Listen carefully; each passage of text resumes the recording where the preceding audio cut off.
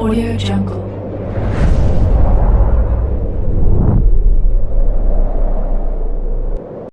Yo, balik lagi bersama Mimin di Manhwa TV. Kali ini kita akan lanjutkan pembahasan dari cerita The Apex of Dragon Mastery. Mimin infokan kembali bagi teman-teman yang ingin menonton video terbaru lebih cepat, silahkan bergabung menjadi member di channel ini dengan biaya 5k per bulannya. Jika tidak, teman-teman bisa bersabar lebih dulu selama 2-3 hari untuk menonton video tersebut. Tanpa berlama-lama, yuk kita masuk ke disclaimer dulu.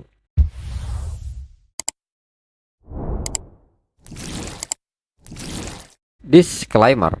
Silahkan abaikan hal ini jika kalian sudah mengerti. Ini peringatan mengenai konten di channel ini. Video ini berisi alur cerita komik yang mempermudah bagi teman-teman untuk mengetahui isi ceritanya dan memahami alur ceritanya. Jika ada kesamaan tokoh, tempat, maupun isu yang sedang hangat, itu benar-benar tidak disengaja. Dan peringatan bagi teman-teman untuk tidak mencontoh atau meniru perkataan maupun perbuatan yang tidak baik yang ada di video ini. Karena cerita ini hanyalah fiktif belaka. Jika mengerti, yuk kita masuk ke ceritanya.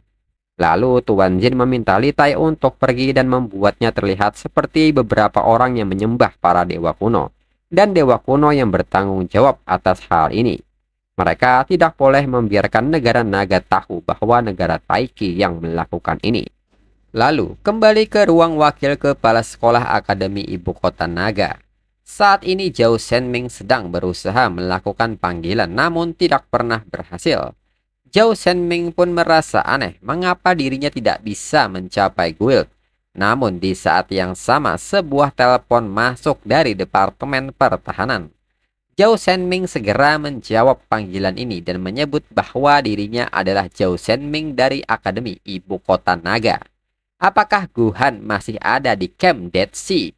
Lalu seseorang memberitahu Zhao Shenming bahwa camp telah dimusnahkan. Zhao Shenming pun kaget dengan hal ini. Zhao Shenming pun bertanya siapa para jajingan yang baru saja menyerang camp mereka.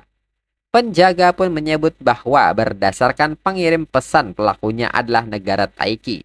Dalam 6 bulan terakhir, kelompok sesat aktif dari berbagai negara telah menyerang camp negara naga.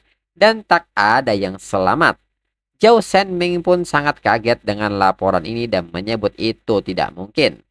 Penjaga pun meminta Zhao Shenming untuk tenang dan meyakinkan para siswa dan staf. Departemen Pertahanan Perbatasan saat ini sedang memverifikasi beritanya. Zhao Shenming pun mengerti dan akan menunggu kabar baiknya. Kemudian saat ini di negara Taiki, tepatnya di mansion keluarga Jin. Jin Jae-an bertanya kepada seseorang di telepon yang mempertanyakan soal pemeriksaan ini. Verifikasi untuk apa? Apakah mereka tidak mempercayai negara Taiki? Lalu Jin Jae-an pun berdiri dan meminta mereka memberitahu negara naga bahwa The Dead Sea yang sangat terpencil. Bahkan jika mereka mengirim seorang immortal, itu akan memakan waktu setidaknya 10 hari hingga setengah bulan. Di saat Jin Jae-an ingin mengatakan sesuatu, seorang sekretaris masuk dan mengatakan bahwa negara naga telah mengirim 2 surat. Jin Jae-an pun bertanya mengapa sekretaris begitu panik. Surat apa yang begitu mendesak dari negara naga? Sekretaris pun meminta maaf, surat ini berasal dari Han Fanbei dan Tu Jing. Mendengar 2 nama ini, Jin Jae-an pun sangat kaget. Segera Jin Jae-an pun bertanya apa yang mereka katakan serta membuka suratnya. Sekretaris pun menyebut bahwa Han Fanbei menuduh mereka kelalaian dalam menyelidiki insiden bidat. Untuk mengungkap kebenaran, Han Fanbei telah memutuskan untuk mengirim Tu Jin menangani masalah ini. Tu Jin telah mengirim pasukan Griffon yang berkumpul di perbatasan. Han Fanbei mengatakan bahwa jika konflik muncul, dia berharap untuk negara Taiki bisa memahaminya. Mengetahui hal ini, Jin Jae-an pun menyebut bahwa itu hanya kata-kata kosong. Tapi mereka cukup kuat.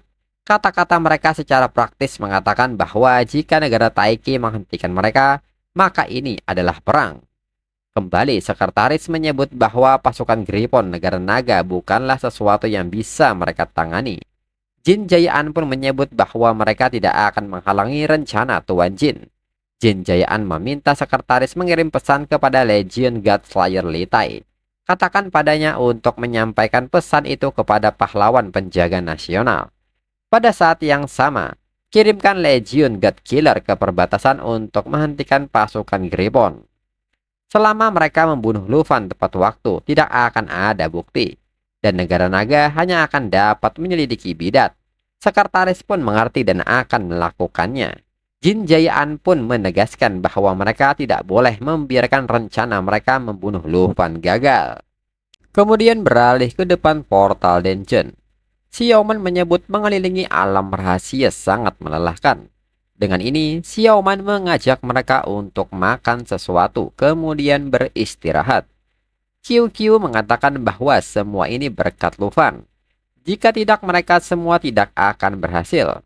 Luffy hanya tertawa dan menyebut Xiaoman akan kelelahan bahkan jika dia berjalan. Namun saat mereka baru saja keluar, mereka pun dikagetkan dengan pemandangan di mana mayat tentara negara naga ada di sana. Mereka pun bertanya-tanya apa yang sedang terjadi. Semua orang telah mati. Lalu Jiang Ying pun meminta Luffy melihat mayat ini. Keadaan kematian mereka sama dengan Charles yang waktu itu Luffy kalahkan. Kekuatan hidup mereka terkuras. Jian Ying pun bertanya-tanya apakah mungkin para bidat yang menyembah dewa kuno yang melakukan hal ini. Namun Luffy tidak membenarkan hal itu bukan bidat. Dirinya tidak bisa merasakan kekuatan dewa kuno di sekitar sini. Tapi Luffy bisa merasakan energi yang mirip dengan Jin Cheng Han. Namun Jiang Ying menyebut bahwa Jin Cheng Han telah mati. Lalu tiba-tiba sebuah suara terdengar dan menyebut Luffy mengesankan. Tidak heran Luffy menjadi peringkat 1 karena tajam dan pintar. Jian Ying seketika kaget dan bertanya siapa di sana dan mengeluarkan senjatanya. Dan nyatanya itu adalah Tuan Jin. Tuan Jin pun menyayangkan hal ini. Kepintaran Luffy tidak akan menyelamatkan Luffy hari ini. Dan diketahui dari statusnya, Tuan Jin bernama Jin Jaisi, seorang Abyss Overlord 4 level 97, pemimpin negara Taiki. Luffy pun segera memperingatkan Jian Ying untuk tidak bertindak sembrono. Dia adalah level 97, sama seperti Jin Cheng Han yang membawa aura Abyss. Jiang Ying pun kaget mendengarnya. QQ pun menyebut bahwa ayahnya mengenal orang ini. Dia adalah pahlawan nasional negara Taiki yaitu Jin Jaisi. Luffy pun kaget mendengarnya, yang artinya dia adalah ayah dari Jin Cheng Han. Lalu seseorang bertanya kepada Jin Jaisi apakah Jin Jaisi serius. Dirinya pikir itu adalah seseorang yang tangguh. Tetapi Jin Jaisi membutuhkan mereka semua untuk berurusan dengan anak nakal kecil ini. Dan diketahui pria ini adalah Park Jae-hyuk, seorang Wandering Sword Sign level 95. Park Jae-hyuk menyebut bahwa bocah ini bahkan tampaknya tidak mengalami transformasi ketiga. Biarkan saja Li Tai yang menyelesaikannya. Namun seorang wanita menyebut bahwa mereka bisa ceroboh. Orang ini mungkin tingkat rendah, tetapi bocah ini mengalahkan teman lama mereka Demon 9 Alam. Dan diketahui wanita ini adalah Lee In-yong, seorang Windwalker level 95. Kemudian tiba-tiba terjadi sebuah gempa bumi di tempat Luffy dan teman-temannya berdiri. Mereka pun bertanya-tanya apa yang sedang terjadi. Setelah diperhatikan ternyata ini berasal dari seorang pria besar yang bernama Choi Hon-syok, seorang Hellblood X4 level 96. Choi Hon-syok bertanya mengenai Demon 9 Alam ini. Jika mereka membunuhnya sekali, mereka bisa membunuhnya lagi. Mereka mengatakan bocah ini seorang Dragon Tamer sesungguhnya. Kapak pertempuran miliknya tidak sabar untuk mandi dalam darah naga. Lalu tiba-tiba sebuah sangkar burung dengan medan listrik mengurung mereka saat ini. Dan ternyata ini dari seorang kakek-kakek yang bernama Noh Sang-hyun, seorang Thunder Mage level 95. Park Jae-hyuk menyebut bahwa Noh Sang-hyun dengan sebutan Black Robe yang masih seperti dulu sangat pendiam seperti bisu. Lee In-yong mengatakan bahwa Park Jae-hyuk memanggilnya dengan sebutan Black Robe. Dia selalu menjadi orang tua yang membosankan. Lalu Jian Ying pun menyebut bahwa keempat orang ini kemungkinan mereka sama seperti Jin Jaisi. Mereka semua pahlawan nasional. QQ pun mengatakan bahwa ini tidak diragukan lagi. Mereka adalah pahlawan penjaga nasional negara Taiki. QQ pun bertanya kepada Lufan apa yang harus mereka lakukan. Lalu Lufan pun melangkah maju dan menyebut bahwa pahlawan-pahlawan ini adalah orang yang membantai semua orang di camp. Lufan pun tidak bisa memaafkan ini. Dirinya tidak akan membiarkan satu dari mereka pergi. Mereka akan membayar hal ini dengan darah. Dan Lufan pun saat ini telah memanggil Xiao Fei untuk datang. Lufan pun menantang mereka untuk maju, bunuh dirinya atau mereka akan dikubur dengan jiwa yang tidak bersalah ini. Han Jie seketika panik dan menyebut bahwa mereka semua memiliki level di atas 90. Lufan seketika meminta QQ dan Jiang Ying melindungi bibinya. Mereka pun mengerti. Lalu Jin Jaixi pun menyebut Lufan sebagai bocah yang sombong. Dengan ini Lufan akan membayar kematian anaknya dengan nyawanya. Dan seketika mereka maju menyerang. Choi Hon-syok meneriakkan kata bocah bahwa dia akan mati. Dan seketika menghempaskan senjatanya ke permukaan tanah yang memicu sebuah gelombang getaran dahsyat. Dan seketika Lufan melompat menghindari getaran itu. Namun di saat itu sebuah serangan berikutnya datang dari Li In-yong yang melepaskan beberapa anak panah yang diikuti oleh Jin Jaixi dengan abyssal summonernya. Lufan pun segera meminta Xiao Fei bersiap. Xiao Fei pun dengan cepat masuk ke mode eternal. Dan dengan cepat Emerald Dragon Bloodline aktif secara instan yang membuat semua efek skill digandakan. Kebal terhadap semua efek debuff dan kemampuan pemulihan meningkat sebesar 5000%. Dan bersamaan dengan itu Xiao Fei mengaktifkan skill Eternal Guardian untuk membentuk sebuah perisai. Li In-yong pun kaget melihat serangannya tidak berdampak. Lufan pun menegaskan jika mereka ingin membunuh seseorang maka datanglah langsung kepada dirinya. Bagaimana bisa membunuh orang-orang yang tidak bersalah dari negara naga? Dirinya akan membuat mereka semua menyaksikan dirinya. Bagaimana dirinya akan membunuh setiap tentara dari negara Taiki. Namun mereka tidak merespon perkataan Lufan. Park Jae-hyuk menyebut bahwa yang mati di sini adalah Lufan. Dan seketika menyerang menggunakan skill Piercing Sword. Park Jae-hyuk pun bertanya, Lufan benar-benar punya nyali untuk mengatakan hal itu kepada Jin Jaixi. Namun di saat itu Park Jae-hyuk bertanya-tanya mengapa serangannya tidak menembusnya. Melihat situasinya, Choi Hon-syok meminta Park Jae-hyuk untuk menjauh, biar dirinya yang mengatasinya. Dan melepaskan sebuah skill dengan nama Blood Prison X. Choi Hon-syok mengatakan bahwa hanya pengecut yang bersembunyi di balik pelindung. Namun nyatanya kali ini senjata Choi Hon-syok tertahan oleh Holy Dragon. Dan ini membuat Choi Hon-syok sangat kaget. Rupanya, Xiao Fei telah lebih dulu mengaktifkan skill Natural Assimilation untuk memanggil Holy Dragon. Lalu Lufan dengan santai berjalan dan bertanya apakah mereka baru saja memanggil dirinya dengan sebutan pengecut. Lufan pun meminta Jian Ying untuk mundur dan lindungi bibinya. Jian Ying pun sadar bahwa Lufan kali ini akan mengamuk. Segera Lufan meminta Holy Dragon untuk mengaktifkan skill Holy Light Gate dan memanggil semua demon 9 alam. Choi Hon-syok pun seketika cemas dan bertanya-tanya apa yang terjadi. Li In-yong pun tidak menyangka hal ini. Lufan benar-benar membawa demon 9 alam keluar dari alam rahasia. Jin Jaixi pun bertanya mengenai kepanikan mereka. Itu tidak lebih dari cangkang kosong sekarang. Noh Sang-yeon membenarkan hal itu. Mereka telah membunuh demon 9 alam dan kali ini mereka akan melakukannya lagi. Mendengar hal ini, Lufan hanya tersenyum dan meminta mereka menunjukkan kepada dirinya bagaimana mereka berencana untuk membunuh demon 9 alam kali ini. Park Jae-hyuk yang memperhatikan situasinya meminta mereka untuk berhati-hati karena ada sesuatu yang berbeda dengan demon 9 alam kali ini. Dan benar saja, demon 9 alam memunculkan klonnya karena Xiao Fei mengaktifkan skill Emerald Mirror. Hingga jumlah klon saat ini adalah 18 klon. Mereka dari negara Taiki pun kini mulai panik dengan jumlah mereka yang sangat banyak. Jin Jaixi pun meminta mereka untuk tetap tenang, karena ini hanya sebuah klon. Jin Jaixi yakin statistik demon 9 alam ini lebih rendah. Dan benar saja Jin Jaixi berhasil menghancurkan 2 klon dari demon 9 alam.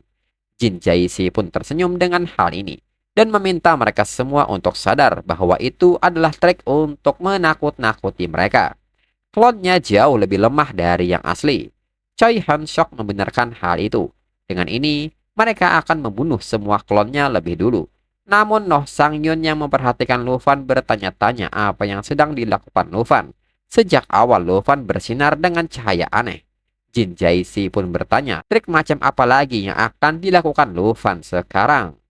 Lufan pun tersenyum serta bertanya apakah mereka akhirnya memperhatikannya. Dirinya telah menunggu skill ini terisi penuh, dan sekarang mereka akan menyaksikannya.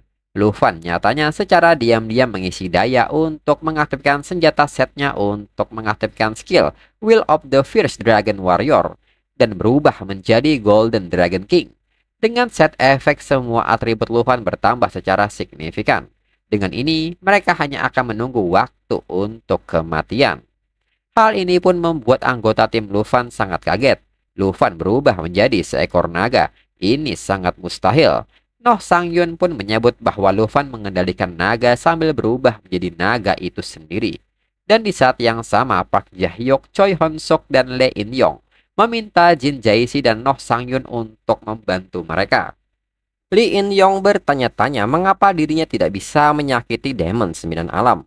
Padahal baru saja Jin Jae-si membunuh klonnya. Namun sekarang semuanya berbeda. Dan ternyata Xiaofei sendiri telah mengaktifkan Dragon Domain. Sehingga semua naga sekutu dan mereka yang memiliki garis keturunan naga menerima peningkatan atribut sebesar 50%. Dan mereka yang tidak memiliki garis keturunan naga atau naga itu sendiri mengalami penurunan atribut sebesar 50%. Dan saat di dalam domain mereka tidak dapat masuk, pergi, atau memanggil makhluk summonnya. Efek ini juga ditambah dengan Emerald Dragon Bloodline dan Life Pulse. Lufan pun mengatakan bahkan Demon 9 alam yang pernah mereka kalahkan dan sekarang malah menginjak-injak mereka. Dan efek tambahan lainnya juga datang dari Holy Dragon yang mengaktifkan skill Holy Like Radiance yang menciptakan aura sehingga semua sekutu mendapat 30% dorongan atribut dan memulihkan 1% dari max health point setiap 15 detik. Jin Jae-si pun seketika panik dan bertanya-tanya bagaimana ini bisa terjadi. Dan Lufan sendiri kini bersiap melepaskan serangannya. Dengan ini mereka akan mati. Jin Jae-si yang melihat hal ini menilai bahwa ini situasi yang sangat buruk dan dirinya dalam kondisi tidak bisa menghindarinya. Dan seketika tubuh Jin Jae-si pun terbelah oleh serangan cakar dari Lufan. Jin Jae-si pun tidak percaya ini. Dirinya benar-benar kalah. Mengapa Lufan bisa begitu sangat kuat? Di samping itu, Jin Jae-si yang memperhatikan rekan-rekannya pun tidak bisa berbuat banyak. Mereka satu persatu mulai dikalahkan dan berteriak meminta tolong kepada dirinya. Jin Jae-si pun menyadari bahwa ini kekuatan sebenarnya dari seorang Dragon Tamer. Mereka seharusnya tidak pernah memprovokasi Lufan. Dari awal seharusnya mereka tidak pernah melakukannya. Lalu di sisa-sisa tenaganya Jin Jae-si pun mengatakan bahwa dirinya terlalu meremehkan Lufan. Lalu Lufan pun memberitahu Jin Jae-si bahwa di dalam Dragon Domain yang masih aktif, Jin Jae-si akan mati di sini seperti yang lainnya. Jin Jae-si pun mengaku kalah dan meminta Lufan untuk memberikan kematian yang cepat. Lufan pun menyebut membunuh pahlawan pelindung nasional tidak akan menghentikan negara Taiki untuk mengejar dirinya. Lufan pun bertanya apakah Jin Jae-si ingat apa yang dirinya katakan sebelumnya. Jin Jae-si pun bertanya apa yang Lufan ingin lakukan. Lufan pun menyebut bahwa dirinya akan membuat Jin Jae-si menyaksikan saat dirinya membantai setiap prajurit negara Taiki yang ada di bawah komando Jin Jae-si. Dan untuk episode selanjutnya tunggu minggu depan lagi. Sekian dan terima kasih.